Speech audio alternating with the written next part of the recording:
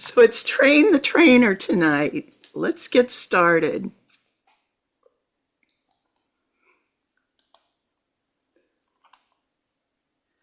The purpose of this session is to provide us with skill sets on how to train others. This will also help create your confidence in yourself and your message. And we will provide an up-to-date information as we have created standardized presentations. So the agenda is we're going to go over club officer training and what's the purpose of these sessions. We're going to talk a little bit about the art of learning. What are the differences and similarities between a speaker and a trainer? How do adults learn? How do we prepare for a training session? How to make the training contact effective and memorable, the do's and don'ts, and strategies for managing difficult participants. So first off, the primary objective, of course, for the club officer trainings are to provide our officers with the correct and current information. We also want to ensure the best possible club experience for all of our members and ensure that everyone receives the same information no matter who the trainer. So we use the same information when we train. So this is a little bit about Toastmasters, where that we help people develop communication, public speaking, and leadership skills. So for the club officer training sessions, the first one is typically what we call the summer session. It starts between June 1st and ends the end of August. And this one is to provide an introduction to the officer roles. We provide the officers with the tools to ensure better experiences for their members. The second session is typically our winter session, and it begins the beginning of November until the end of February. This one we sometimes call touching base, or where we can provide any new information and updates since the last training session. And I do want to make sure that everyone is aware that here in District 83, we are no longer filling out any of the forms other than your initial registration. And members are always encouraged to keep their cameras on when practical and to attend the entire session. So this is something new that we've implemented recently within District 83. So the art of learning, this is a unique opportunity for us to help all of our members grow personally and professionally. And it's really fun to witness how small victories can become huge triumphs within the district and within your sessions. We demonstrate motivation, delegation, coaching, and of course, team building. So what is a trainer? A trainer is someone who helps teach another person a job or an activity. So here's where we start talking about the difference between a speaker and a trainer. You'll note that there are similarities here. Present information to an audience versus to participants. Using lecturing, stories, visual aids to present information as a speaker versus discussion groups, having group activities, and using those to present the information. As a speaker introduces an idea to an audience, whereas a trainer will always help the participants learn and develop new skills. A speaker expects the audience to listen quietly as he or she speaks. A trainer is expecting the audience to become actively involved whenever asked. The speaker can act as an entertainer and is a source of inspiration, whereas the trainer is a coach or a facilitator. How do these roles overlap? Well, they both lead a group, present information, and prepare and understand the material before they present it.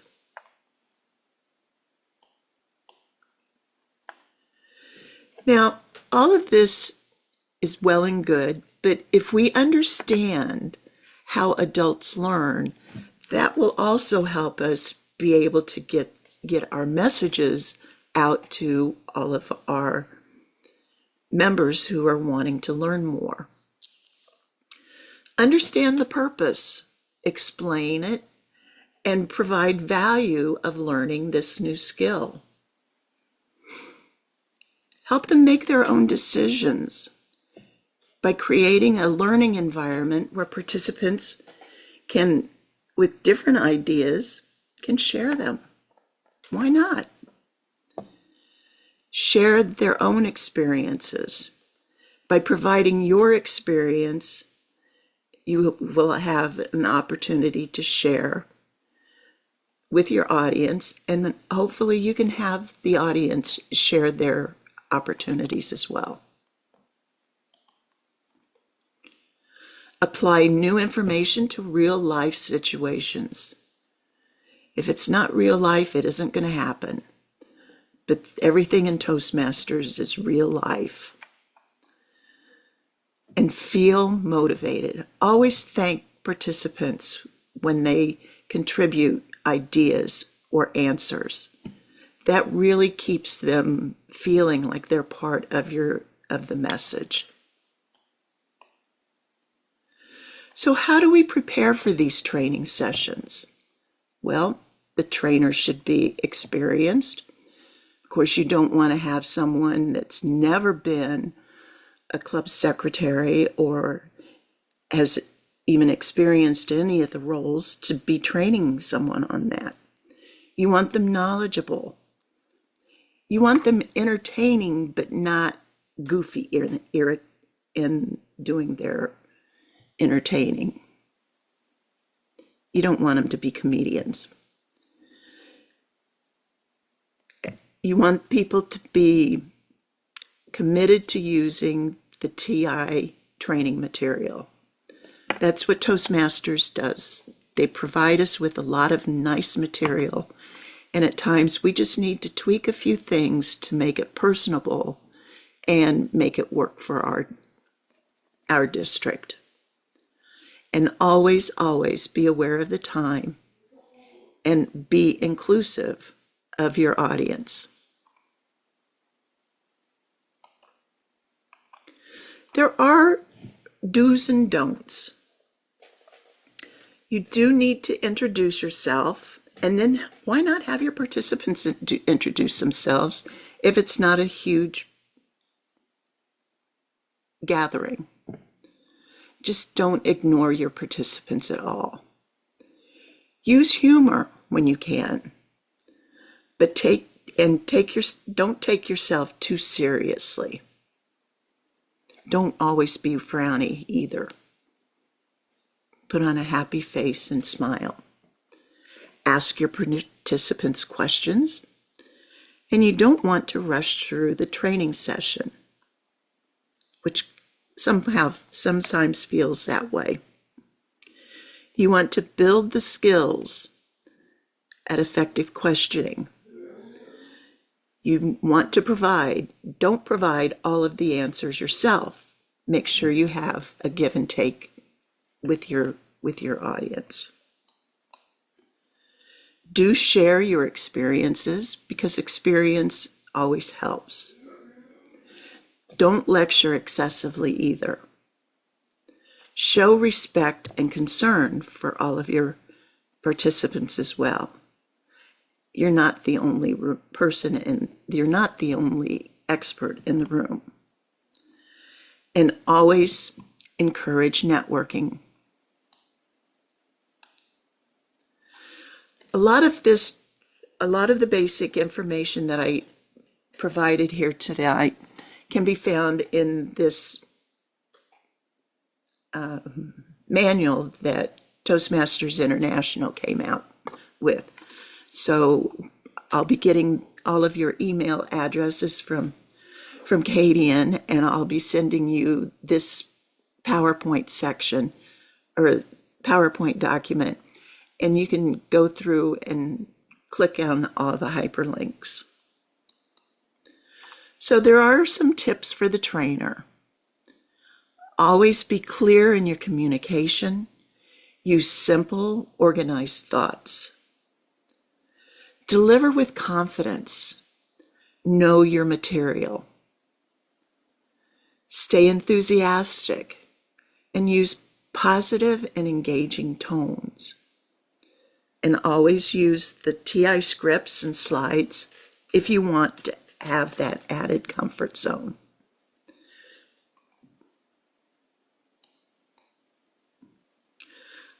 Provide personal examples when you teach, when you train, because personalization makes it memorable. Be empathetic, belittle no one, and always avoid cynicism. Facilitate with control. Keep your participants on task and address disruptive behavior appropriately.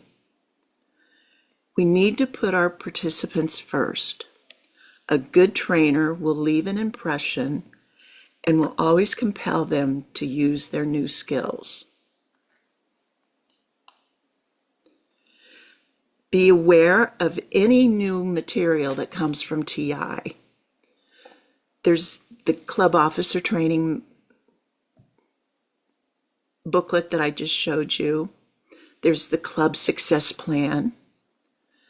There's always marketing information, prospective member engagement, which is a really nice tool to use, member engagement and retention, quality club meetings, effective meetings, pathways enhancements, which we are all now experiencing. And of course, there are always additional resources for club officer training. The club officer roles are the president, the VPE, the VP of membership, the VP of public relations, the secretary, treasurer, and sergeant at arms. As you can see in the picture on the right, there are training materials available for use for each of the roles. And they do come with a PowerPoint deck if you want to use them. But here in District 83, we came up with some really nice training materials this past year. And I felt that those were really very beneficial for all of the club officers. So just a few more recommendations. Do your homework. Remember, the first session is reviewing the role. The second session is more of finding out what's working and what's not. And engage with your members, with the members that are participating in those roles. Be prepared. Do present your best self, and don't let anyone monopolize the session.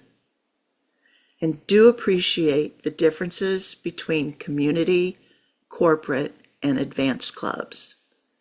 There are very there are a lot of similarities, but there are some just little differences in each of them. So I'm going to stop here and we can go over any questions that anybody has.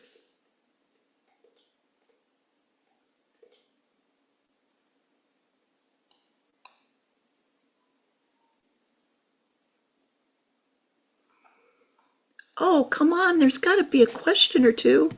Michelle. What do you suggest about initially bringing in new members to become officers? Do you think it's important to have them review the roles and stick to their roles? The tasks of what each officer role should be covering, and try to encourage them to stick with that and not worry so much about all the other roles at first so it doesn't get overwhelming? I would say yes. Focus on the role that you're taking. I mean, it's really a good idea. What I like to suggest is we all know that the vice president of education is the biggest role, very similar to a program quality director.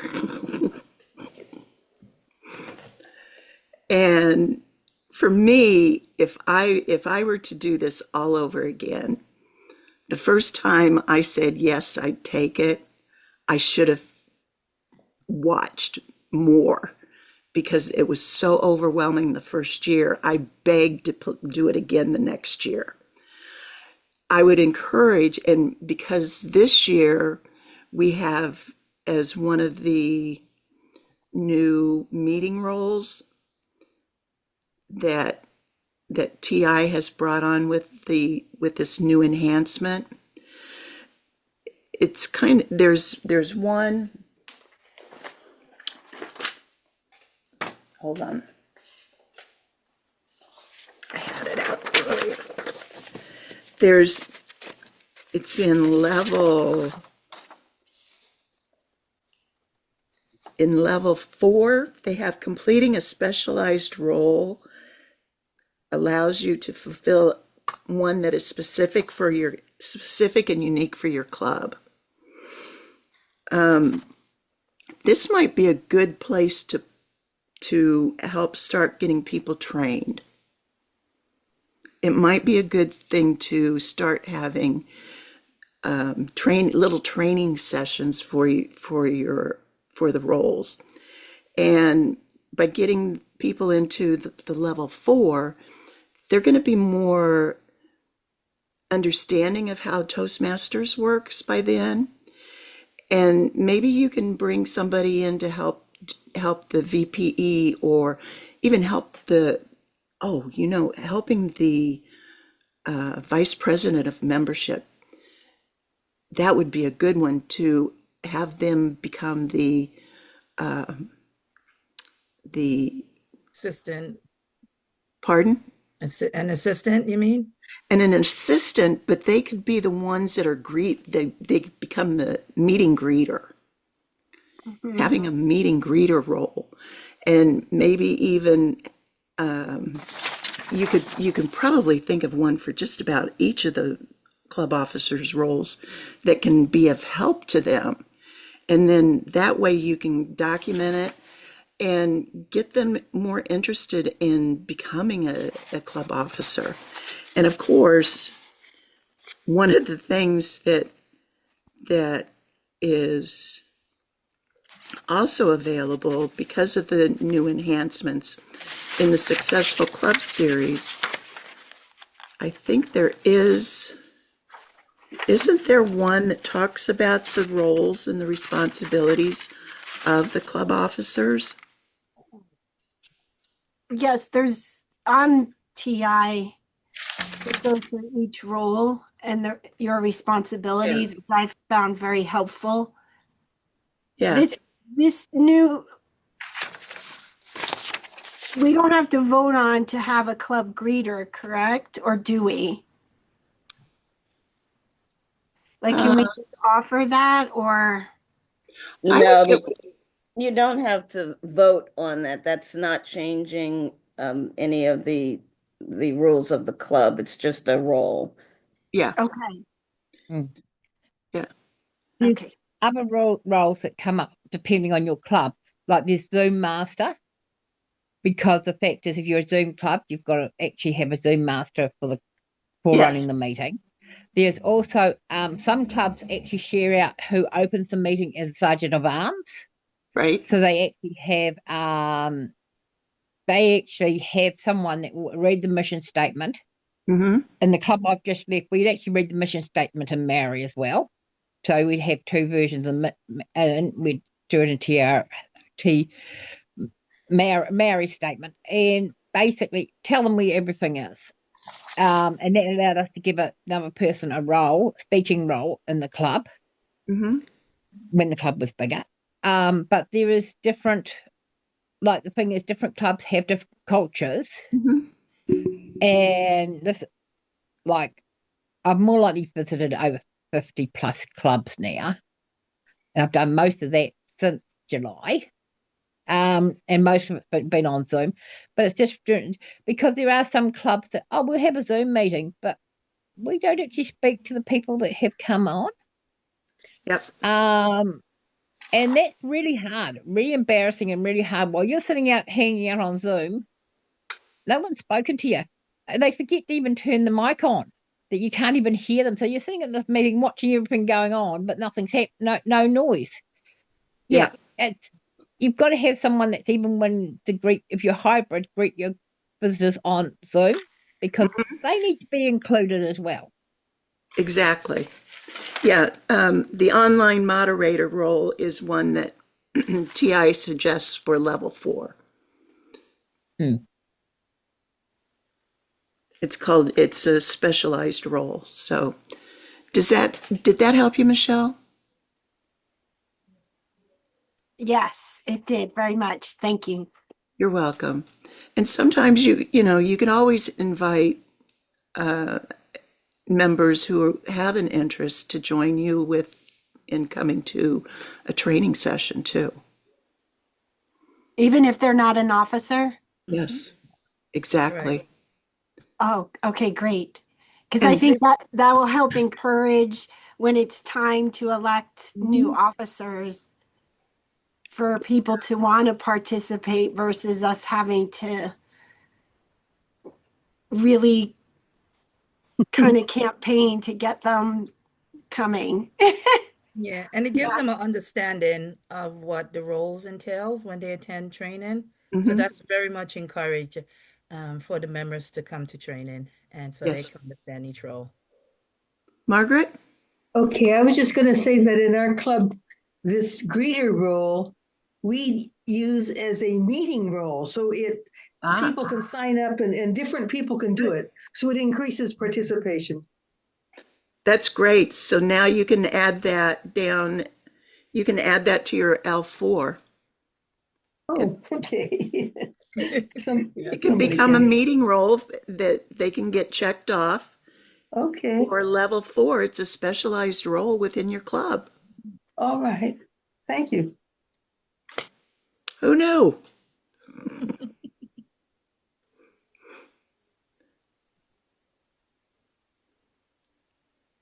Anybody else? Questions?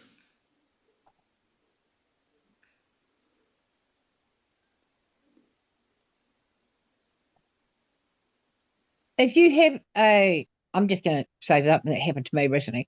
I went to a VP Ed educate thing but I went to a VP educational in a training, and I know that I ended up spending more time answering questions than the person because they didn't know what they were talking about when it came to the pathways. I got a big thank you afterwards, but I did feel like I was hogging the meeting. So you need to be up on all what's going on Oh, yeah. TI before you start training. and not leaving out the biggest thing that BPEs are asking. What's happened with the changes? How does the changes work, etc., etc.? Yep. And yes, I have trained in them, but I wasn't expecting to go into my own district or my old district and actually end up being there in there. But thank you, Maureen, for being here. Thank you for knowing the answers. I was thinking, excuse me, I shouldn't need to be thanked. You should have actually had it up your sleeve before I did it. I've got to get used to saying District 72 is my old district at the moment. It's very hard because I've left a Christchurch based club.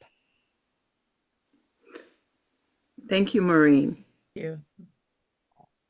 Any other questions, comments? Well, I just wanted to clarify, if we see a prospective, somebody that can become officer, should invite them to come to the training and just tell them, hey, come to the training. Tell them you're not an officer, but you're thinking about an officer, and just go to the training to see if you like it. Mm-hmm. So that's something that we can do, right? It is. Absolutely. Absolutely. Absolutely. As Katie said, I joined Toastmasters in April of 2006. On June, at our June, one of our June meetings that year, 2 months a member, I was approached and asked to become the vice president of membership. That was my first club officer role, and I've held one ever since.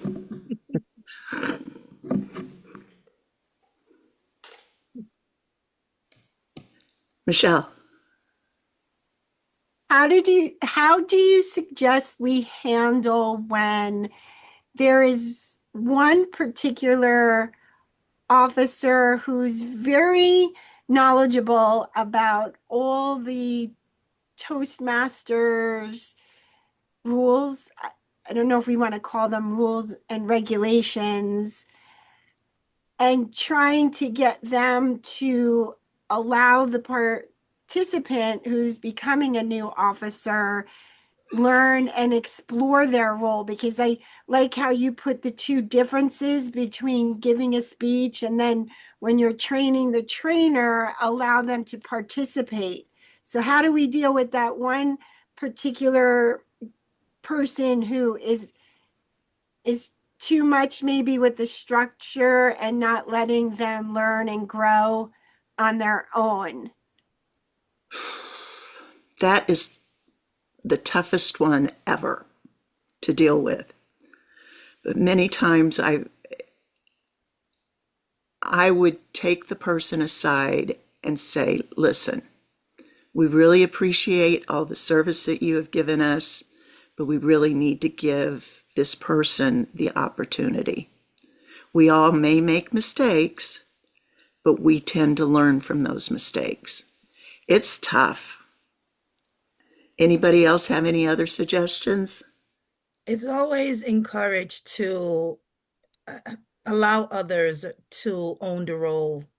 They come with their own creative ideas, their own strategies. They might think of other things that you hadn't thought of when you were in the role, to move the club forward. So it's all about the progression of the club. Mm-hmm. And yes, your ideas, the previous member might had club officer might have had great ideas, and somebody would take those ideas and improve upon them. So we do want to allow them that freedom to take control of the role and express their own ideas within the role.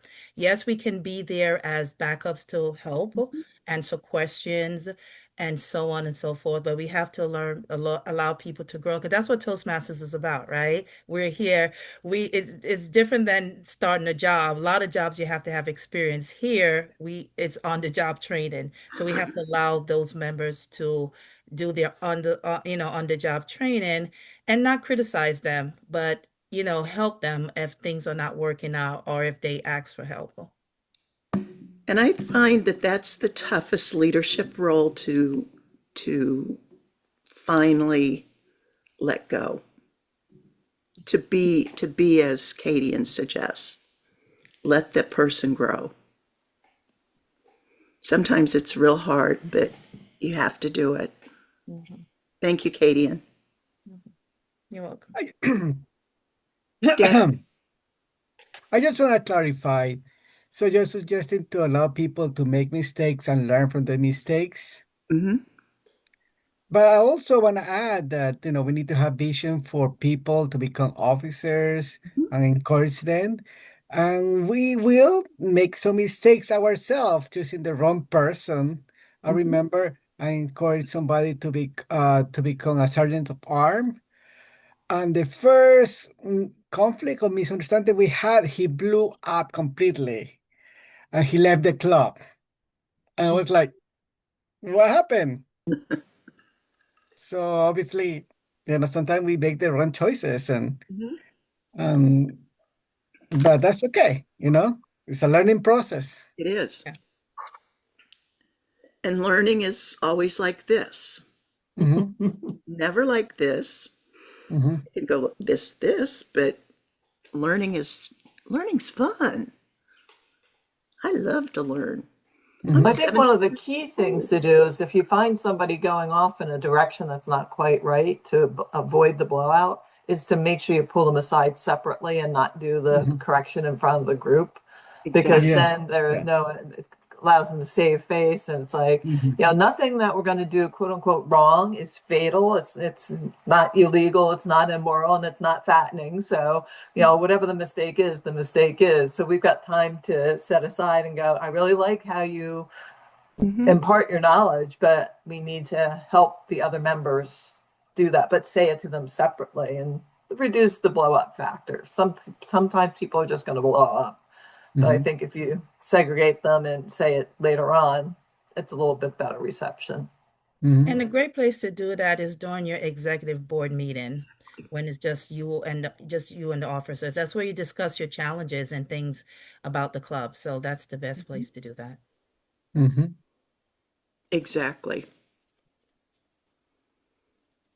Thank you, Nancy.